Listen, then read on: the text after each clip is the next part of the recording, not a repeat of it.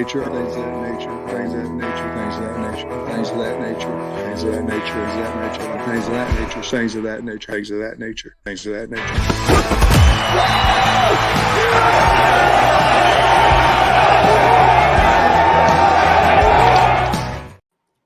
Hello, friends.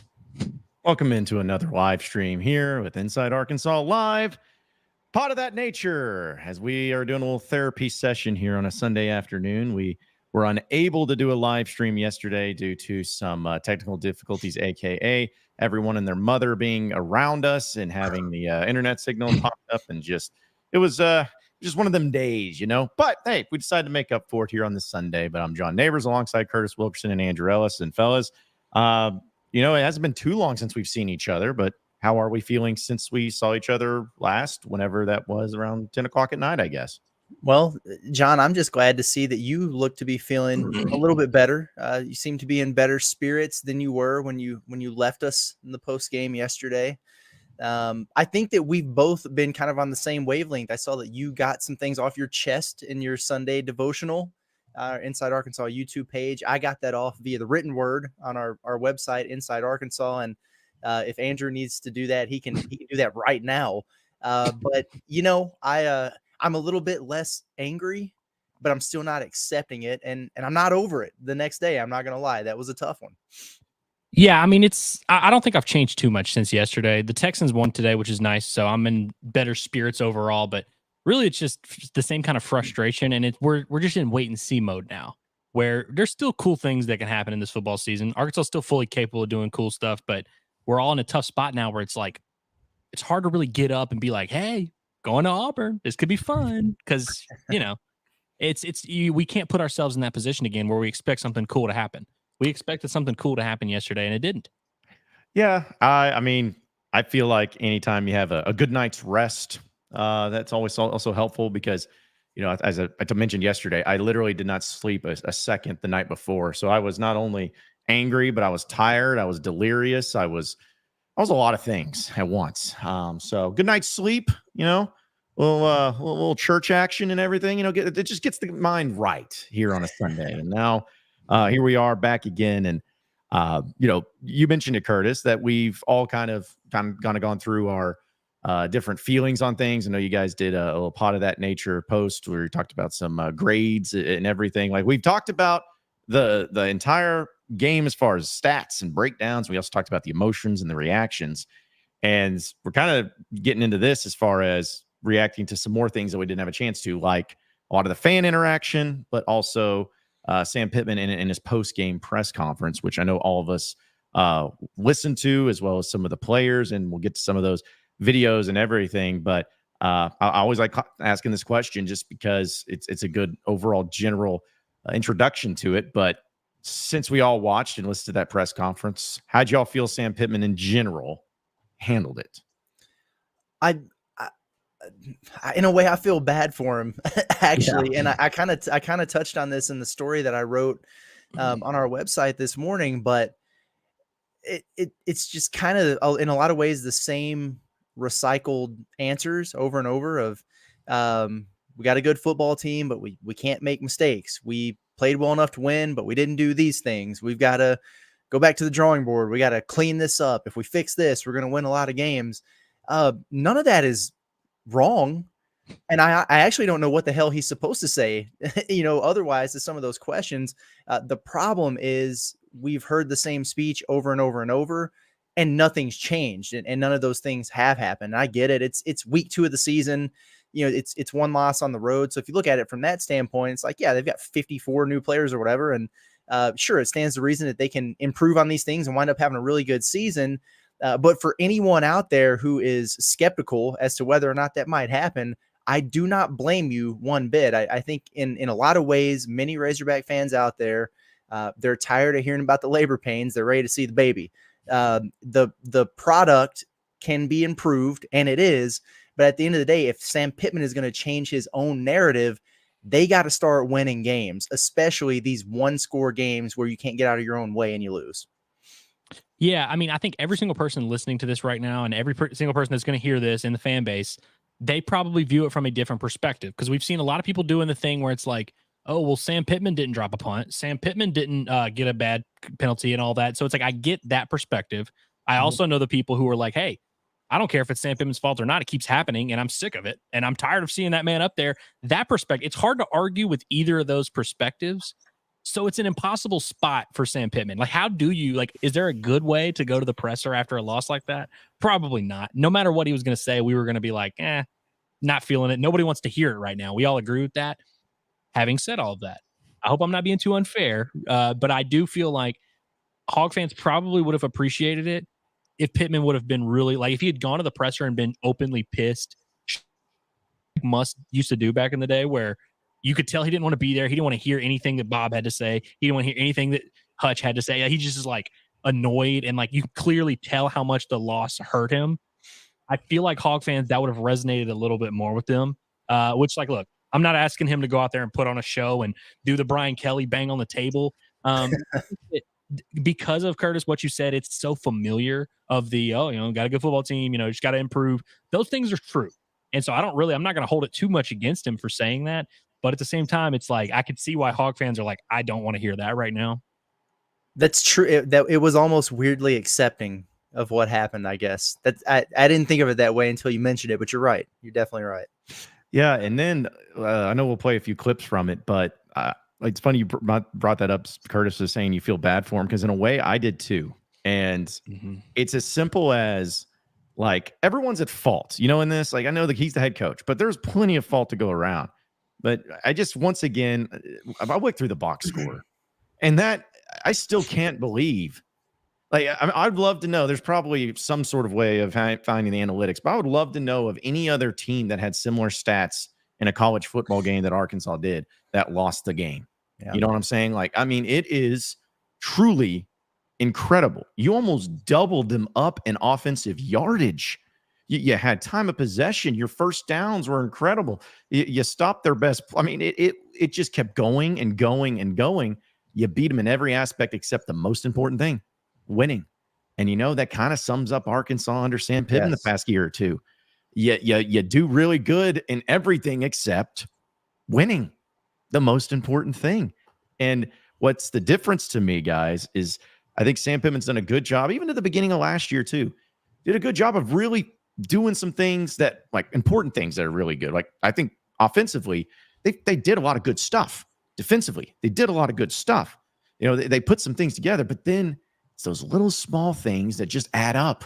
And that's what happened in this game. It was the small things that add up, because offense was great. Defense was great. Overall, and generally speaking, they were.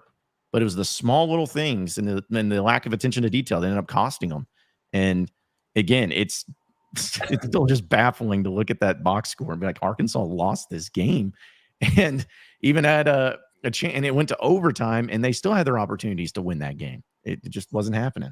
Yeah. Curtis, what's that site that does the shot stuff on basketball? You know what I mean? Where it's like they'll do the post game where it'll be like, oh, shot quality or whatever. What's shot quality? Yeah. The football version of this would have a field day. Oh, no doubt. Yeah, no doubt about it. Yeah.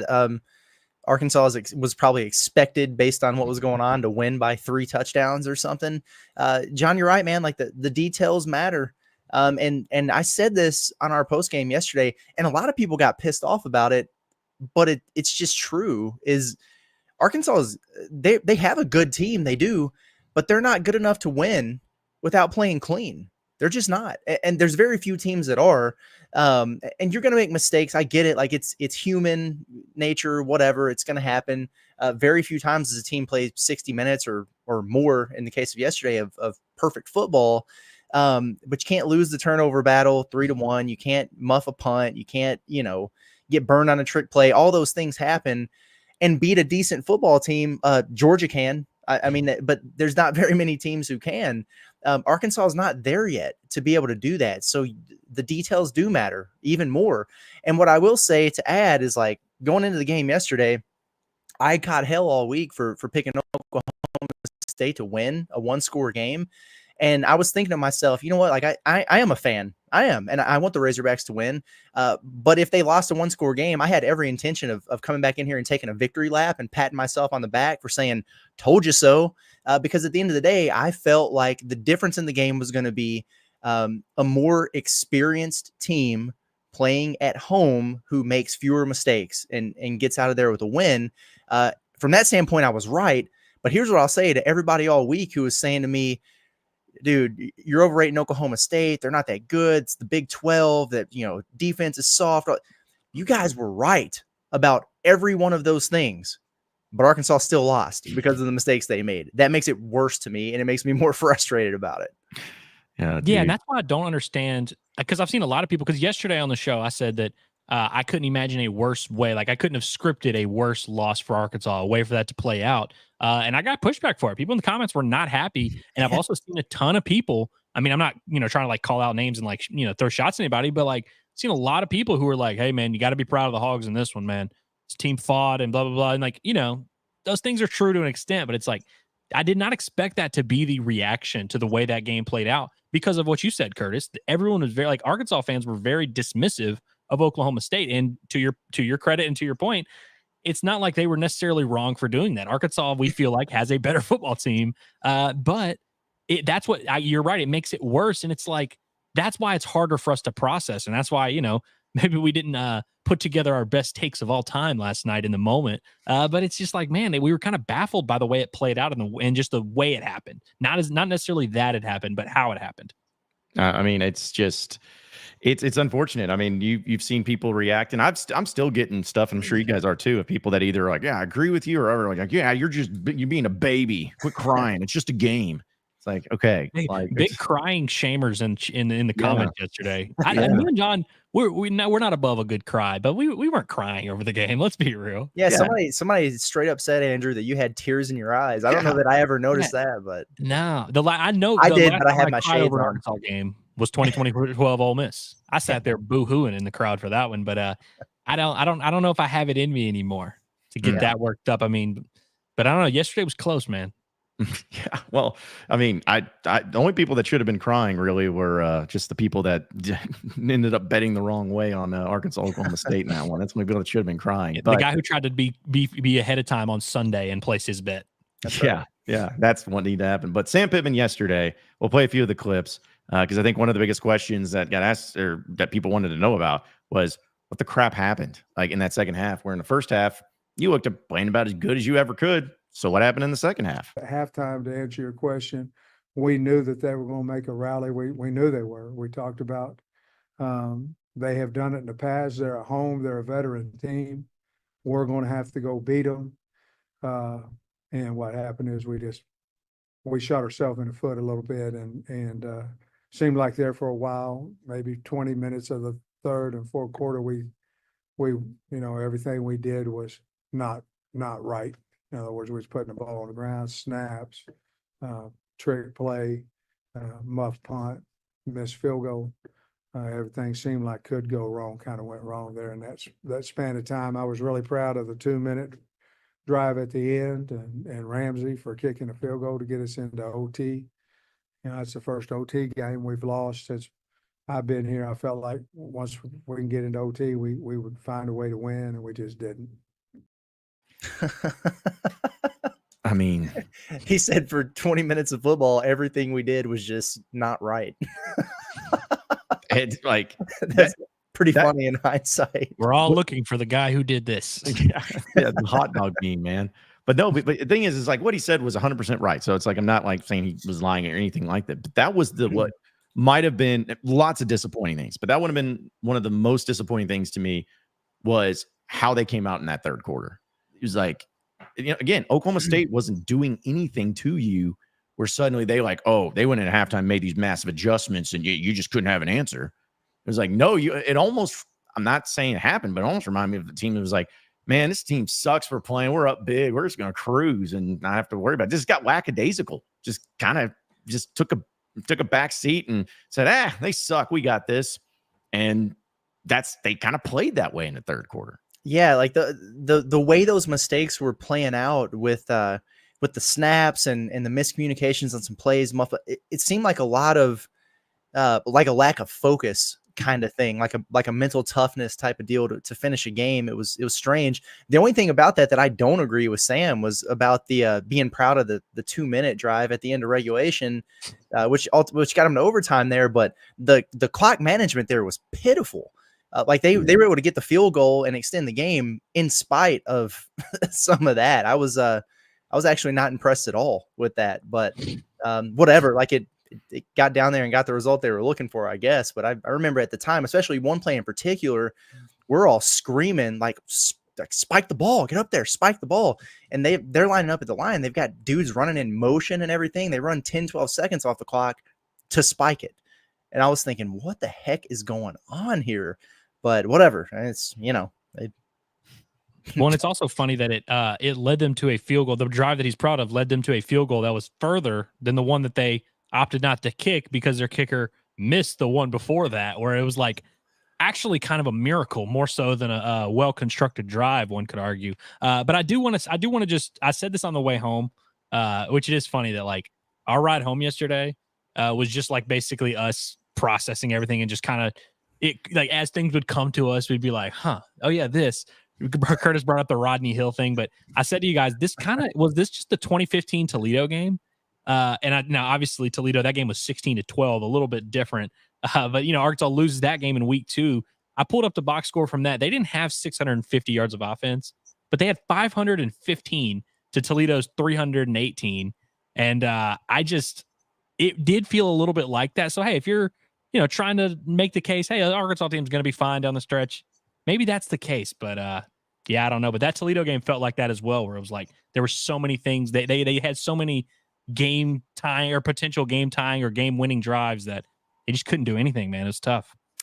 You held the Doak Walker Award winner to 51 yards. Or excuse me, 49. 49 yards on 17 carries. It's just like stuff like that. It doesn't make sense to you. And, the two things that I will say when I was looking at the box score, and I didn't realize it until I looked at the box score, but two things kind of stood out to me. And I want you guys' opinion before we play more Sam Pittman. But one, red zone was a problem. Arkansas was at 6 chances in the red zone. They only scored 3 times, and none of them were field goals. They had issues there. But, I mean, a lot of that has to do with circumstances and timing. But another thing that was really not surprising, but just something that I was noticing in the early part of the game, no sacks. Like, it just didn't feel like the pressure was on their quarterback very often, or at least not enough to make him think or to throw a bad pass or anything like that.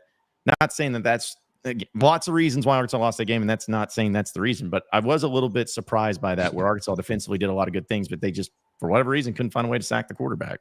Yeah, Andrew and I, we went really deep on the lack of pressure that they put on Bowman in our report card this morning. But the gist of it is it's absurd that Taylon Green was pressured 16 times in this game, and probably would have been sacked more than 3 times had he not been like Houdini back there, just a superior athlete. Arkansas only pressured Alan Bowman 3 times in this game. They hit him twice. They sacked him 0 times. That's not good enough. And I get it. Yeah, they've got a quick passing game. He gets the ball out quick. And what I said to Andrew this morning is, yeah, like I hear people who say that, but if it was that easy, like if the answer to not getting sacked and to avoiding pressure is just to get rid of the ball quick, everybody would do it. And it just wouldn't be a thing. If you can't get to Oklahoma State's quarterback once in a game, I am concerned about your defensive line. We are 2 games in now. Landon Jackson has been non-existent. Sorry, that's not a knock on him. I think he's a great player, but you got to get more out of him. Anton Junkaj is the only guy who got back there to the quarterback from a defensive line standpoint, and you have no depth there. And I think that really showed late in the game. Even Mike Gundy said Arkansas was fatigued. Our conditioning was better. That's why we felt like we won the game. The only guys they were rotating in was Junkaj at defensive end and Kiwi Rose at defensive tackle. Landon Jackson played like 79 snaps in this game. He was gassed at the end. No wonder the defense started to let up there. So I am concerned about the defensive line at Arkansas, amongst other things. But that is a red flag that has been raised to me from this game. 100%. I mean, if you have a defensive lineman that plays over 60 snaps and they had multiple, that right there is a massive red flag right off the bat. And I know a lot of people coming into the game talking about how experienced the offensive line is for Oklahoma State. I need people to understand 60-year seniors are people that are in college because they are not draft prospects. Like that's what they are. And it's not like that experience didn't show up in the run game. You know, that experience didn't show up in the first half. But to your point, Curtis, you have these guys playing so many snaps. All of a sudden they wear down. We talked about the conditioning today on the post-game report card and all that. So it's like, I just, any side of it where you want to be like, well, Oklahoma State, tip your cap. I really can't get behind it. Their quarterback is bad. Their running back was, didn't show up. They bottled them up really well. Their offensive line is a bunch of bums. No disrespect, but I mean, come on. Yeah. I mean, listen, there again, we'll get to your chats, folks. Don't worry. I know that this is y'all's therapy session, not just ours. We had ours yesterday. But there's a few other things that we'll play from Sam Pittman for context, and then we can get some of your chat. But Sam Pittman did talk about the positives and negatives from a game like this. And that's what makes this such an interesting game, is because there actually are some positives to take away from it if you look at it. Positive you can take out of a tough loss that he and Talon seem to have a good chemistry. Yeah, I think so. I mean, I think you can take a lot of positive things out of this game. You certainly can take a lot of negatives out of it as well. We got to clean up. Like I said, we got to hold on to football. And if we do that, this game would have been, in my opinion, quite a bit different. But we didn't. So we've got to figure that out. And we practice it every day, practicing it on Monday, on Tuesday, on Wednesday. We just didn't hold on to it. Practice it a different way. I don't know, but he's right though. I mean, if you don't put the ball on the turf a half dozen times, and I realize they didn't lose all of those, but that kills you, man. So yeah, don't do that. And as good as, JaQuinton Jackson has been, and he's been phenomenal, boy, he's coughing that thing up quite a bit, and he's not the only one. So, you gotta shore that up amongst other things. But yeah, I mean, there's positives. If you get 650 yards of offense on anyone, that's pretty darn good. To only allow 6 points as a defense through 3 quarters of football against a team that's got the Doak Walker Award winner, that's good. That's a positive. But like we were saying, you can do good things and still lose if you don't play clean football. And that was it was sloppy, it was undisciplined, and it's tough, man. It's tough. Did y'all know Arkansas is number 2 in the country in yards per game behind Ole Miss, and only Ole Miss? I'm not 100% sure that that's true, but I know they're in the top 2 or 3. Like they're right in. If they're not 2, they're 3 or 4, something like that. But they're like legitimately on a crazy pace, like pace better than the 2019 LSU team, which almost makes me think like, yeah, sure. It's like, yeah, we just score 600 or have 650 yards every week and don't turn the ball over. We'll be great. But it almost makes me think the other side where I'm like, are they really going to keep that up? I mean, I don't see how they're, maybe this week against UAB, they have something similar, but I mean, I don't know. Yeah, they probably will, fair. Yeah, like that. But that's like the thing about this whole team, and offensively, especially, where it's like, I mean, I think they'll score points against a lot of SEC teams this year. Now, I mean, will they have 650 yards? No, but like, I don't see any team, at least right now in the SEC, just like holding Arkansas to 10 points or something like that. I just don't see that happening, or 3 like we saw last year.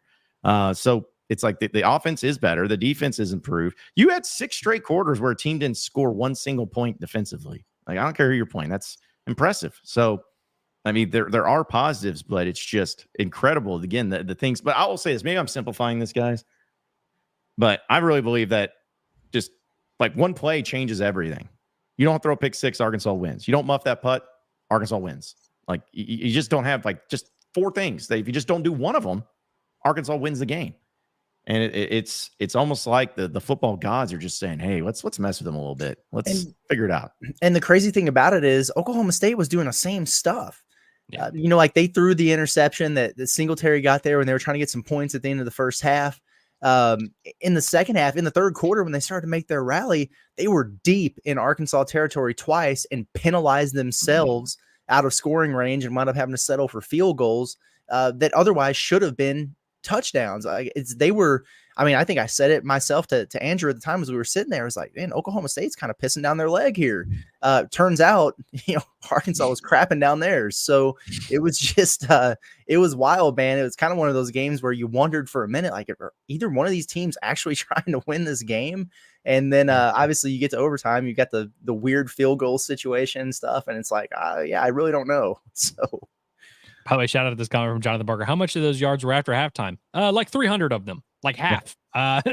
That's what's funny about it is it's not like they stopped moving the ball. They moved the ball. They just did more stupid things. They did quite literally everything they could have possibly done to not win the game.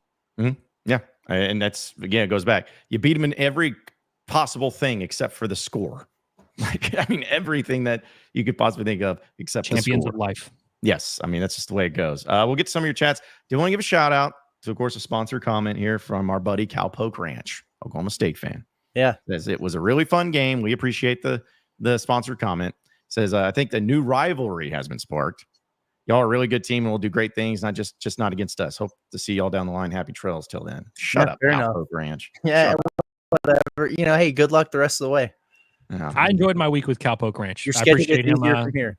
Yeah, I appreciate him supporting and also just like, clearly loves his team and is in the mix and you got to respect it, man. Like, and congrats to you on your team is your coach has made a living doing stuff like that, like being the more prepared team, being the more disciplined team, and congrats. And I will say, even they won the game, so what do you expect? But Oklahoma State fans were very nice. They really were. Yeah. Even the ones that were kind of giving it to us as we were standing outside Eskimo Joe's, they were walking by. It's like, oh, we got an Arkansas crew doing a post-game show. They were doing the little L's or little pistols, thing, but nobody was mean. Like nobody was shouting obscenities at us or anything like that. So for that, I'm appreciative. They were nice, hospitable.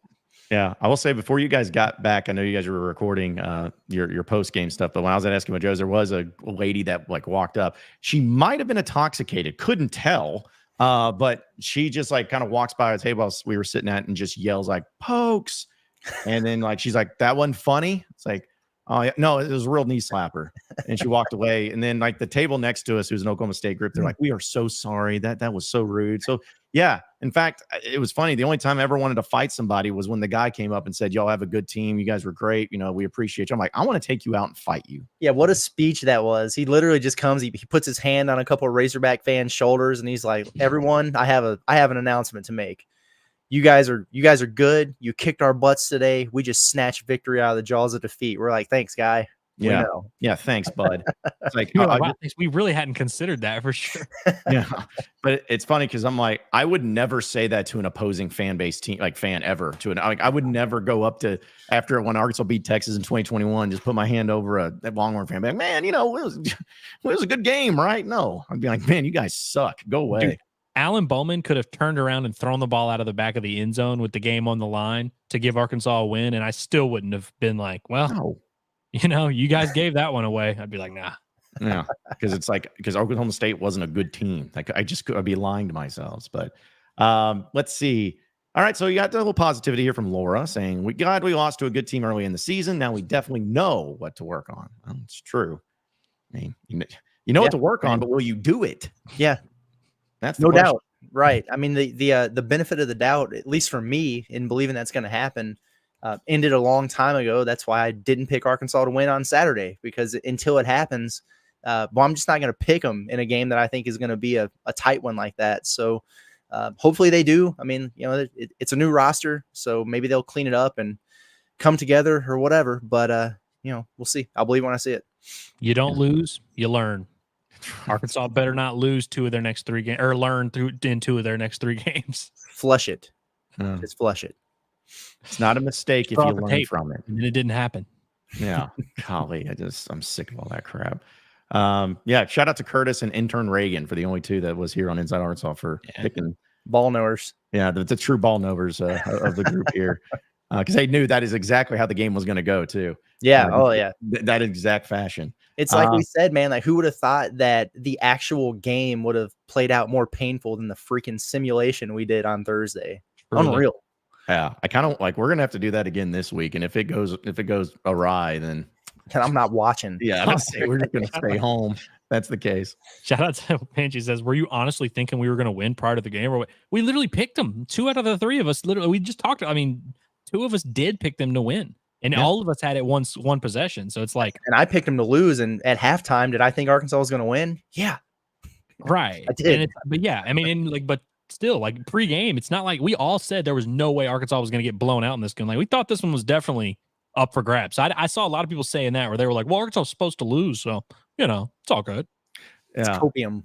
Like I can't tell you how mad I got though. I got tweets from Jake Crane, from Chris Gordy, Aaron Torres, all these people. I got halftime like, man, Hogs are cooking. I'm like, y'all don't know.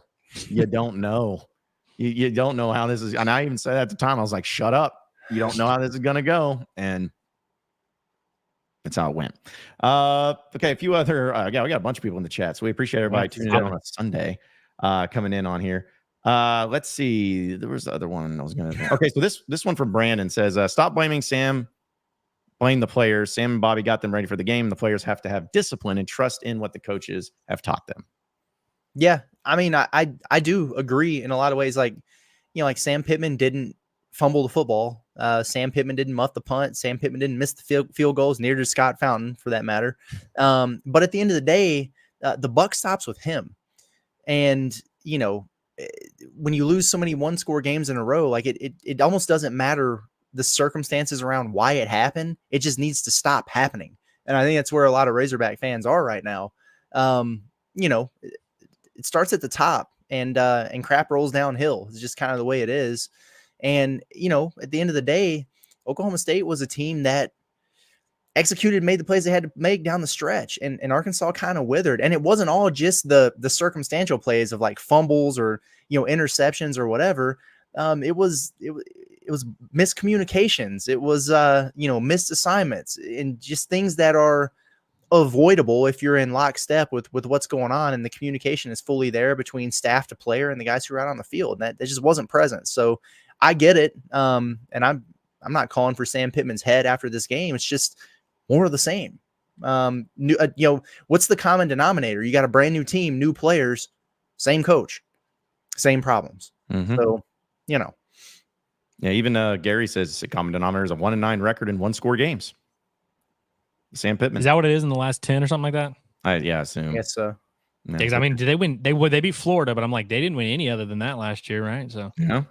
I mean, that becomes problematic when it becomes so frequently occurring, like it has been for Arkansas. Dylan's over here saying, "Hey, Auburn, A&M, LSU, Mississippi State, they're all beatable." You know who else? A lot of teams are beatable. Arkansas. In college football. Mm-hmm. Mm-hmm.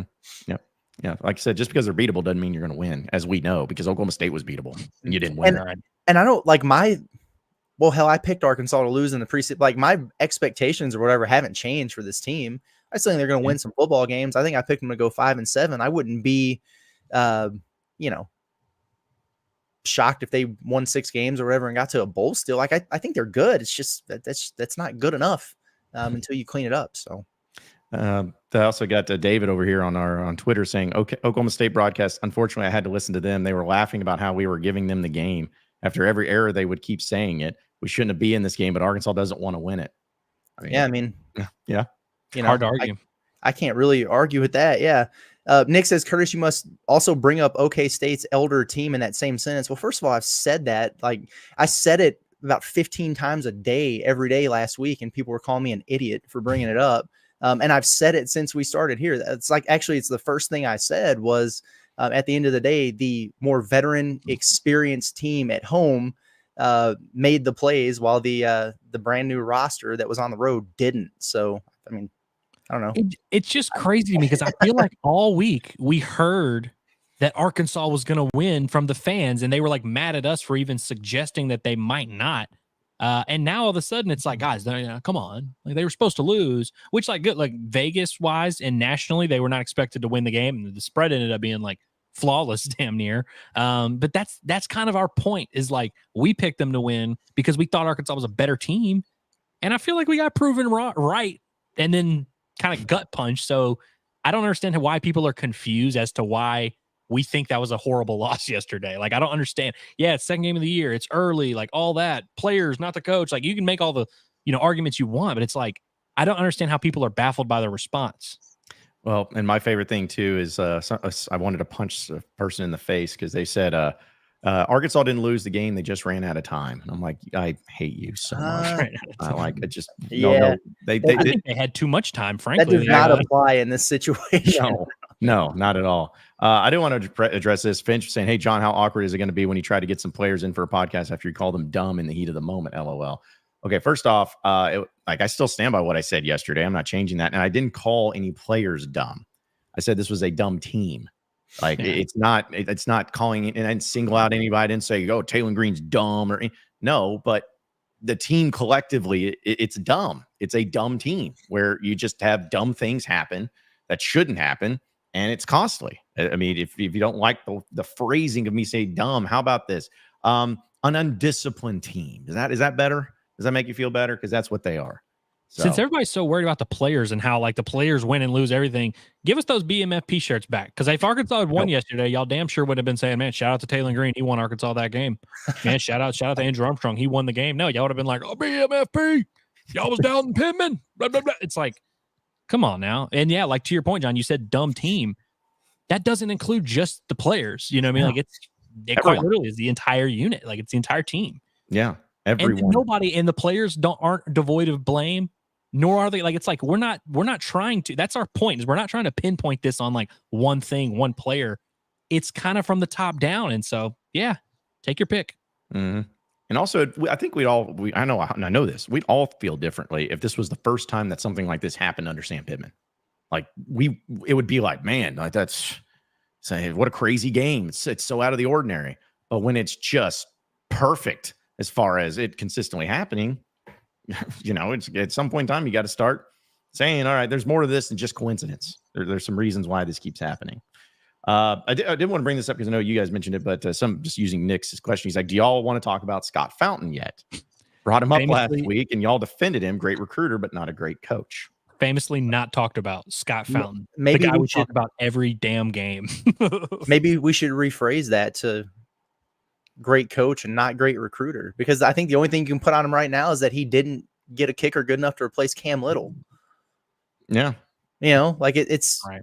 I don't know. What'd you really want there? Like, I don't remember any big plays in the coverage game, like any busts in the coverage. I don't think they had any of the stupid, like false starts on punts or, none of that. Nothing got blocked. Kicker missed a couple field goals, and the kid who was supposed to catch the punt didn't because one of his own teammates got knocked into him. That stinks, but I don't know how you put that on Scott Fountain. Yeah, I like that. Like special teams was tough, but I don't know, man.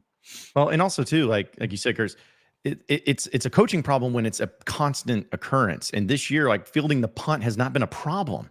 Like it hasn't been like, oh man, what's going on? It's not like he's insisting on putting Satania back there, even though he keeps buffing the punt.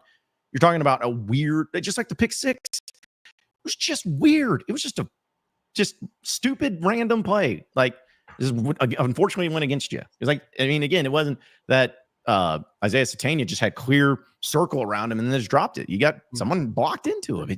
But I will say in fairness, because I don't want to speak out of both sides of my mouth. Like I said, with the, it's like the don't blame Sam Pittman, the players made the mistake, and that's all true. And the buck does stop with Sam Pittman.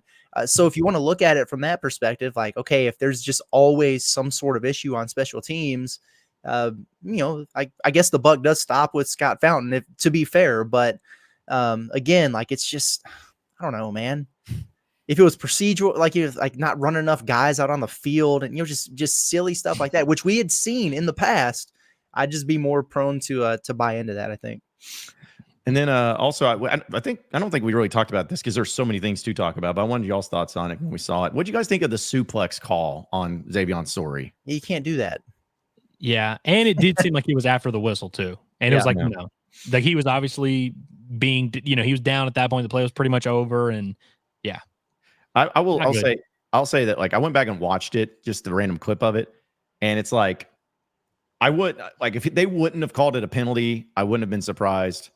But at the same time, it was kind of a penalty. You know what I'm saying? Like it could have been bang bang, but if they wouldn't have called it, it wouldn't have been a big deal. But if they did call it, it's not a big deal because it's true. Like there's no controversy really there in my opinion. So and it's like Brady on the outer corner, and it's like maybe it's a ball out, but it's like when it's there, you don't really get to be mad at the result when you took it.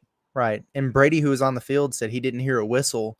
I didn't either because I was actually watching at the time, but at the end of the day, it's like Sam Pittman said, he asked the ref about it, and the ref was like, dude, anytime you pick someone up off the ground and slam them, there's going to be a flag thrown. And he agreed with the call. Like Pittman wasn't even pissed about it. So yeah. Yeah, I was just laughing because I just think about how people come up with that stuff. It's like, oh, guys can't play football anymore. You know, like we can't just jump somebody and just, DDT them onto the grass. Like, what in the world? It's just funny. Like, yes, that's an illegal thing. That's an illegal thing. Then we got to listen to the ocean waves coming in. Okay.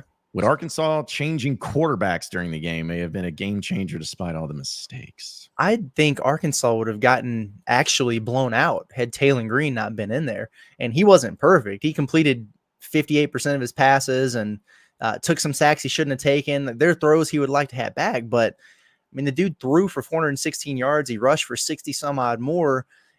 With as much pressure was on him, especially in the second half, if it wasn't for how mobile he was and his ability to escape and make plays, Arkansas would have gotten throttled. Like if Alan Bowman was Arkansas's quarterback, they would have gotten beat by 35. So, no, I'm not really concerned about Taylor Green at all. Yeah, I mean, some things to clean up, obviously, but I don't have a beef with Taylor Green. I thought he was anytime solid. I'm in a situation where I'm on the road in a tough game against a top 20 team and I'm maybe, things are kind of falling apart. The thing I always try to do is put in a guy who's never taken a snap against an FBS team.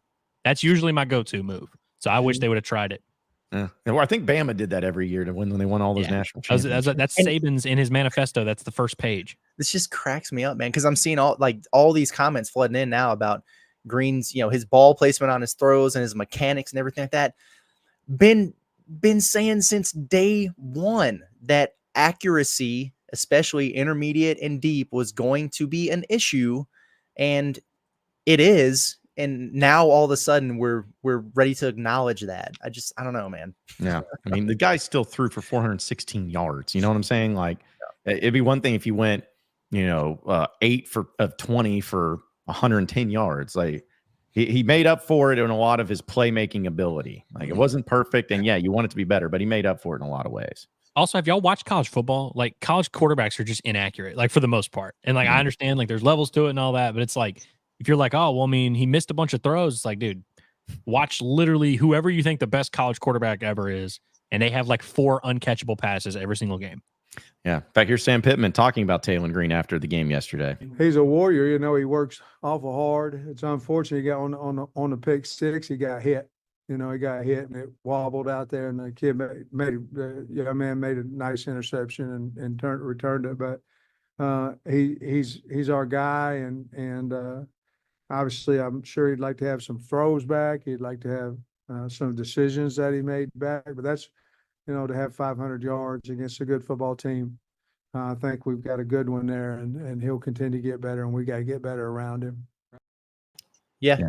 I mean, I agree. Yeah, there's definitely some, and he took accountability in the post game too. Taylor Green did. So, yeah, there's some throws he wanted to have back. He took some responsibility for some of the snapping issues that they had, which I wouldn't have done if I was him. But hey, good on him. That's signs of a good leader. But I do like what Sam Pittman also said there about him getting better and the team needing to get better around him. Because the right side of that offensive line in pass pro was really getting feasted on. Blackstop had a tough day at the office, and the PFF grades reflect that. And it was a rough one for Braun over there too. And then you add some of the miscues with the snaps at center, and like that entire right side, it was a pretty big struggle for them. They're going to face much better defensive lines and competition here after next week. Yeah, if you just went through and you were like, all right, did this give Arkansas a chance to win? Did this give Arkansas a chance to win? And went player by player, coach by coach, whatever. Taylor Green is on the positive side of like he gave Arkansas more than like his effort is not one of the things that is like the big reason why Arkansas didn't win the game. Yeah, definitely not. Not even in the top 20 of like reasons, frankly. No, definitely not that. Can somebody tell me what this means? I think he was laughing at the comment by Curtis Hay, and they said a mean comment that we are. Oh, come on! It's a tough angle. They're below him. That's a tough angle. Yeah, it was like there's just somebody named Curtis Tay in the chat. So, oh, okay. Yeah, he's. I saw it a couple times, and I was like, I don't understand. Like, okay. Yeah, I wish there was a way that in the chat it could be like highlighting if they're talking about a certain person's name. I know. I've been wondering for like the last 15 minutes from earlier. I was like, did I say something crazy about Taylor? Okay, that's the nickname they gave you, Curtis Tay. Curtis Tay. I'll accept it. Yeah. Let's see. Also, David says, how much work will we get into the 2-minute drill this week? There was a time to get out a walkout touchdown on that last drive, but clocking the ball was a mess and ate like 15 seconds. Definitely needs For sure. work. I mean, Sam was pleased with it. here's the thing. I'm not defending Sam Pittman, but I don't even know if this is what he meant by it, but I could kind of see it in the way of like, I was happy with it because it was so disastrous for us to even get a field goal out of it. I was proud of that. Like maybe that's what he was referring to. He's like, they didn't know what the heck crap they were doing. I'll say this. I didn't think they were going to go down and kick a field goal. I'll give them that. Curtis actually did. He was like, he said it from the jump. He was like, the whole time the drive was happening, he's like, they're going to have a chance to kick at the end. They're going to have a chance to kick at the end. And they had a chance to kick at the end. And they, for some reason, made that one maybe the hardest one. So bizarre, man. I know. I know. By the way, Nick, you've been commenting on this a lot. He says, I'm sure it'll be coming, but I'd like to have a call-in show sometime. I can't argue with y'all from typing with my phone. That's true. That's true. That's supposed to be our top motivation is to have him argue with us about special teams. That's why we're doing it. Well, I'll tell you what, Nick, I'll make you a promise. For our Pot of That Nature post-game show against UAB, we will have a phone line set up for you, and we'll make sure to let you know. All right. So that way we can hear your beautiful pipes and voice when you come in here. And also no holds barred, as long as you don't, say anything really bad, but you just sound off if you'd like to. Let it eat. Yeah. Just go ahead and knock that out. Let's see. Okay, Finch. Yeah, this Finch guy's been getting after us, but at least he likes us. Yeah. He's like, I like to heckle y'all, but you're 100% the best group of guys to listen to and interact with. Like, thanks. Thank you. Yeah. We like the heckling too. I think Finch falls in the category of like some of our favorite fans that like kind of don't like us, but then over time they're like, you know what? Not that bad. You know what I mean? Like, because like there's like, let's just be honest. There's people that literally watch us every day because they don't like us. And I'm not trying to be like, hey, we're putting asses in seats because I just mean like there's people that do watch just to comment how much they don't like us. And so it's like, I feel like he's on that where like we've almost kind of won him over. Maybe by next week, he'll be locked in with us. People who watch just because they don't like us. We're looking at you, James. Yeah. Like him and like there's a few of them in there, but no, I was gonna say the reason they watch us and like us but still hate us is because they went to the alternatives and they're like, oh man, these guys are even worse. So it's like we just suck less than what the other guys do in their minds. They did a lap and then they were like, it's rough out there. We were the 4 out of 10. They stared across the bar and were like, man, all right, two more drinks and I'm out of here.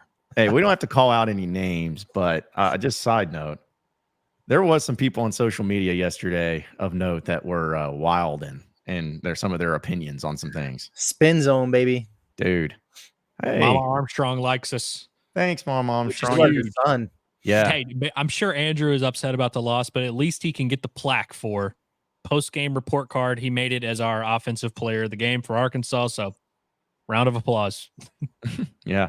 I don't know if there's been a quieter 10 catches for 165-yard game in my life than I've seen from Andrew Armstrong yesterday. Well, dude, why it's felt that way? It's because he's just like everything he does is so like he's not like flashy. He's not over the top. Like it's just 12-yard completion. Oh, it's 3rd and 6. Here's 8 yards.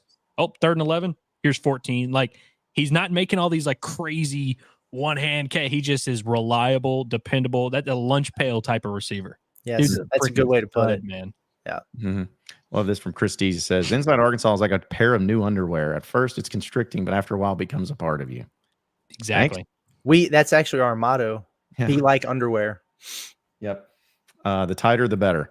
There was also like this from Glenn. We're getting some comments. He's like, hey, you guys are my faves. Even John. Yeah, thanks, Glenn. There we go. Yeah. Glad I could. I was actually having a lot of fun with the bit that you just crashed out and abandoned us in Stillwater yesterday. Mm-hmm. That was good. Dude, trust me, not to go full nerd on y'all, but I was like legitimately hoping that Thanos would snap his fingers and I'd turn into dust. Just take me. just let me dissipate into the atmosphere. And then just cheese fries were good though. Yeah, I did want to put that out there. They're served on a paper plate, it's about to smack. And I mean, seriously. And a lot of times when people hype something up, like, oh, you got to go somewhere and get this, and everybody says it, you're like, oh, whatever, it's gimmicky. No, it's good cheese fries. Now, in fairness, those are hard to mess up, but they were solid. Yeah, they were like unique enough to where you're like, all right, this is why it stands out. You could see why they stood out there at Eskimo Joe's. Yeah. So yeah, we appreciate them. I want to say this too for another sponsored comment. Sorry, Steven, I haven't got to you, but thank you for the sponsored comment. Yes, I love my Hogs unconditionally. It just hurts. Yes. I feel that. Fair enough. Mm-hmm. Yeah, we know. And then Jeremiah's in here is like, can we discuss the unreal amount of sunshine pumpers our fan base has? LOL. I mean, that's fans in general. Again, you're going to have people on all ends of the spectrum. You're going to have people that even the Chad Morris years, they were like, oh, yeah, things are, we're still a fan, Prepare yourselves for this now, because Arkansas beats up on UAB, who lost 32-6 to Louisiana Monroe or something yesterday. Mm-hmm. The spin zone is going to be back. Like, people are going to be talking themselves into, oh, you look at the schedule now, you got 2 wins coming up, Auburn. Yeah. They lost to Cal, Texas A&M. They've been it's 2 big ones coming up. And then you're just setting yourself up to deal with this again. Because like I said yesterday, Arkansas, this is the problem. They are good enough to be in almost every game in the schedule, which means we are going to feel at some point this season, probably more than once, exactly like we felt yesterday again. It's coming. Mm-hmm. They'll win some, but we're going to feel this more than once. So speaking of, Steven comes in with another sponsored comment saying, after yesterday, how many games will we win? 5. I'm going 6. Sticking with 7. Neither of us are wavering from our preseason, even though I had Arkansas beating Oklahoma State. But I think Arkansas will win a game that I didn't project them to win preseason. LSU, I'm looking at you. Please do it. I'm begging you, Arkansas, please. I don't care what else you do. Beat LSU. But I still think about 6 is fair. Yeah, I'm still sticking with 7 until I can't mathematically get there. But it was a blow to the prediction. I'll admit, it was tough. But seeing some of these SEC teams, it could be winnable. Suddenly I don't see so surprising about Auburn in the way that they play. That would be. It's already starting, people. It's already starting. I'm actually going 9. After what I saw yesterday, I think undefeated in SEC play. I text Andrew at one point during the game and said they're going to win 10. I hope you saved that screenshot, Andrew. I think that was after the Singletary pick. I think that's right. Yeah, that's right. Yeah, because I was down in the tunnel when that happened. Yeah. I'm just proud you got signal down there, because that's another thing about that just poor man's stadium over there at T-Boone. No Wi-Fi. Come on. What are we doing? Okay. We need to bring this up real quick. I know we're in the comments here, but folks were also upset that we were talking about the atmosphere in there. It was not quiet in there. People were getting really upset about that. Listen, I'm sorry. And no disrespect. Like I said, I thought the Oklahoma State fans were awesome. They were super hospitable. I liked the stadium. I thought it was really cool. I just didn't think it was that loud, especially given some of the circumstances. Sorry. And it's not like I've been to a million different stadiums, but I've been in Razorback Stadium for big games, and I've been in some other ones too. That's just not something that really stood out to me. And in fact, it stood out to me the opposite way. And that's the only reason I said something, because you heard all week, and maybe it's one of those deals that you overhype and then you're just not that impressed in the moment. But people were saying like, no, it's, it's right on top of you. The sound sticks in there. It gets super loud. I just didn't get that vibe. Sorry. It's not a disrespect. It's just the way I felt.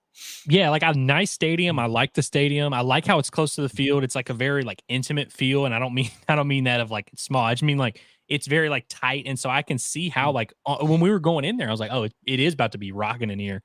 But Curtis, it was after that pick 6 that you turned to me and you were like, do they know that they just got like a huge play? Like, I don't think the fans knew how big of a play that was. I know. I also think like it literally took like a touchdown for them to really roar. Like whereas like I was watching Texans Colts today, and I remember there was like a 2-yard run for the Texans, and the Colts fans were like going nuts. And I'm like, that's like almost every play should feel like that. And we were watching from Eskimo Joe's, and we couldn't tell what was going on in the game. Like we were worried the crowd was going to ruin it, and they didn't ruin anything because they weren't loud enough to like really. We didn't hear them until the game literally ended. It was strange, and for a while during the game, part of me was wondering if it was because we were with the fans yesterday, and like so we're like in the Razorback section, kind of there at the end, and so I wondered if maybe because we were right there that it wasn't carrying over or something. But I feel like I shouldn't have to try to make excuses for it. I just wasn't impressed. Well, here's my like rationale behind it. I went to the game when Arkansas played BYU at BYU. I went to the game when Arkansas played TCU at TCU. Those are two Big 12 schools, and both of those places were louder than what I heard yesterday. So, like, that's to me, like, I understand people may have their different thoughts on it, but I went the same group of friends that I've gone with to all those games, and they said the exact same thing. They're like, yeah, this is not loud, and it makes no sense. And people were coming up with, oh, it's 11 a.m. Folks, It was still full. Yeah, it doesn't matter, because guess what? I guarantee you, if the roles were reversed and Arkansas was a top 20 team playing Oklahoma State in Reynolds Razorback Stadium at 11 a.m., I promise you it would have been loud. Yeah. Promise you it would have been loud. So, yeah. And again, like Kurt said, it's not insulting. It's just an observation. It's like, it's what it was. Yeah. Sorry. I would have said, like, whether Arkansas won, and like I acknowledge they lost the game, so like there's not a real benefit for me to be throwing shade. So I just Right. Something about the experience that stuck out to me. Yeah. I mean, dude, like I hate LSU more than any program alive. That atmosphere, bro, like that is next level. And I'll even admit, Arkansas will never be able to replicate that. Even if they had 30 stadium renovations of the like, they would not be able to replicate that. Mhm. And so it's not like I'm above being. It's not even like we are even arguing. I don't think Arkansas's atmosphere is in the top 10 of the SEC. But I just didn't think Oklahoma State's was. It wasn't SEC level. I'm just gonna be honest with you. It just wasn't. Yeah. No, it's fine. You know, it's, again, we got more games to see it, but because also I'll just say this, the loudest game I've ever been in my life was actually when I went to Athens, Georgia, when Arkansas played Georgia. And that game was at, I guess noon Eastern time, local time. The But team felt that way too. Man, Yeah. like, that's what I was saying. Like they were loud, man. That was one of the loudest places I've ever been in. So yeah, don't miss me with that 11 a.m. crap. Let's see. Brady, like, you know what Brady's talking about here? He's saying, why did we get a delay game when the ref wasn't us snapping the ball? I feel like I know what he's referring to. There was one play where I thought that it was like Oklahoma subbed very late. Whenever when an offense subs, the defense gets a chance to sub too, and so that's when you see the ref stand over the ball. And Oklahoma, honestly, smartly waited until the last possible second to send their sub out there at like the 7-second mark. And so then by the time the ref stepped away from the ball, it was like 2 seconds on the clock. Gamesmanship, tip your hat. It's not like they took advantage of the rules. Well, sorry. Also, shout out to another sponsored comment from Jacob Johnson. He says, how about those prop bets? Hey, that was my one redeeming quality yesterday, was that Jaquindon Jackson prop play, man. That won me some big money yesterday. Easy. Although, dude, he left one of the, he left the game 6 times, like limping. One of the times he did it was when he was at like 88, 90 yards. And I was like, good Lord, dude. He had 90 in the first half. And I was like, he's totally about to just not touch the ball the rest of the game. Yeah. Yeah. Hey, we'll take it. I'll take it. Like I said, I needed something. I needed something yesterday. What do we think about, and I've seen some of it in the chat too, about the conditioning aspect of this, because it's something that Gundy talked about after the game. He just felt like Oklahoma State was better conditioned, and that was one of the reasons why they won at the end of the game. To me, outside of the D line, I don't think that was much of a factor. Yeah. I don't know. I think it's a depth issue for Arkansas. I think some of the positions that they've been squawking about being super deep at, that's just not true. If it was, they would have played more guys. Yeah. I mean, I don't think they're out of shape. No. I don't know. I didn't see yesterday. It wasn't that hot. Yeah. So that was an interesting part of it too. But like, for the defensive line in particular, to Andrew's point, that's a ton of snaps for your top guys, for a D lineman. That's crazy. And even, I guess I don't remember if it was Deke or if it was T. Will, whoever, but somebody on the defensive coaching staff was talking about, like, you really don't see, defensive linemen or whatever, guys on defense like that playing 65 plus snaps, and then your starting defensive line all did. So, Yeah, I don't know. I feel like if again, a lot of this stuff is, if it becomes a constant problem, then it becomes like, was it just a one game thing? Was it just a coincidence? Was it just the way the game was? I don't know. But yeah, we'll find out if the conditioning's a problem, as they got games in front of them. They got 10 games, guys. Like, everybody out there, they still got 10 games to play, and they are going to play them. And it's just a matter of, do they rip your heart out once again? They're pretty good at that too. So, all right, every time we're getting close to wrapping up, we still got more people coming in. But Fishman's over here says, how does D-line shut off the run but get no quarterback pressure? Well, they kind of sold out for it, for one. Like, that was the game plan, was to just completely clog up everything in the middle.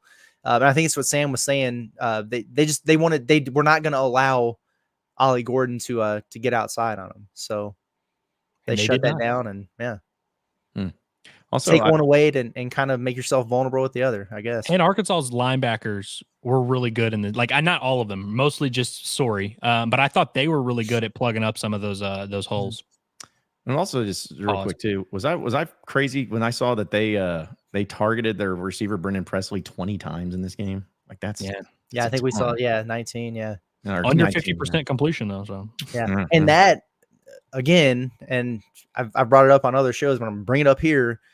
Your other cornerback position is a problem. It's an issue. I've been trying to say that since the start of camp, but they've got to figure that out. Braxton looked great.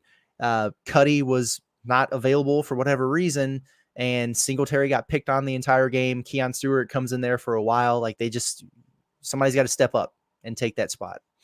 Yep. Yeah.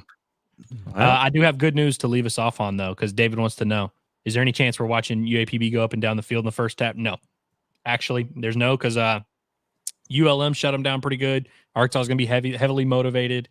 I think all the issues we're discussing that are very real issues, you don't have to watch them for a week. So, how about it? I was gonna see if they come out with a line for that just yet. 21.5. 21.5. Oh, okay, yep, there it is. Scoring bet Sanderson. Y'all taking that? Just I'm taking Arkansas in that one. I got to be honest with you; they're going to be 3-0 against the spread right off the bat. Yeah, I'll I probably don't take know. that. I don't know if I am or not. Arkansas, this is you're right, Curtis. This is a super letdown game. Like Arkansas is probably not going to play like that well. I don't think I'm breaking any news here. 21.5. Actually, I think they'll cover that. I think I was telling you guys yesterday that I could see this being a game kind of like that Kent State one where Arkansas winds up winning by 4 scores. But then at the end, you're like, I don't really know how much better they got in the process. I could see it being a little bit flat. I also real quick shout out to Megan. She's been saying this all chat. Yeah, she's been going nuts. UAB will beat Arkansas. Hey, if you're right, we'll give you your flowers. We will gladly give you your flowers. Yep.